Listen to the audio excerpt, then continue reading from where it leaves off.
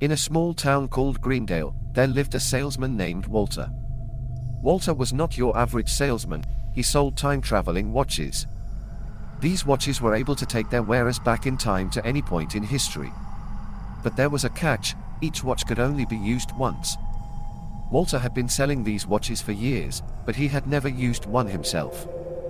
That all changed one day when he decided to take a leap of faith and use a watch to travel back to the year 1920. He wanted to see what the world was like back then and maybe make a few sales along the way. As soon as Walter stepped out of the time machine, he was transported to a different world. The streets were filled with strange, otherworldly creatures, and the sky was a deep shade of purple. He soon realized that he had not traveled back to 1920, but to a parallel universe where everything was just a little bit odd. Undeterred, Walter began his sales pitch to the locals.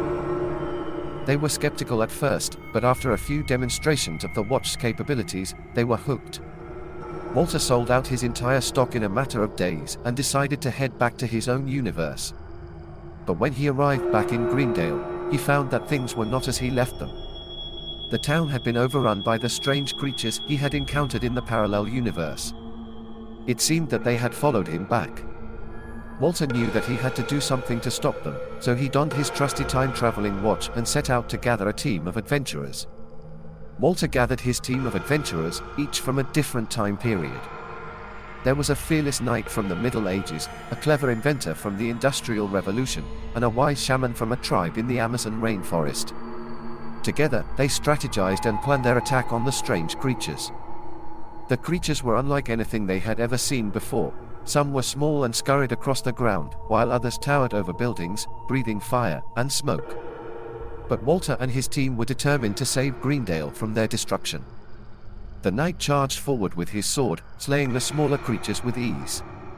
The inventor used his gadgets and contraptions to create traps and distractions, while the shaman used his knowledge of ancient magic to weaken the larger creatures.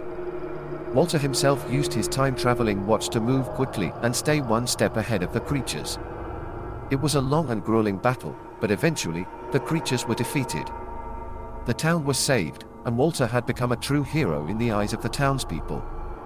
As he packed up his remaining stock of time-traveling watches, Walter couldn't help but think about the strange journey he had taken.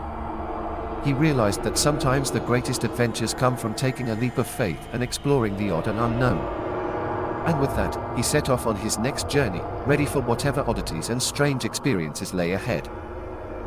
Thank you for listening.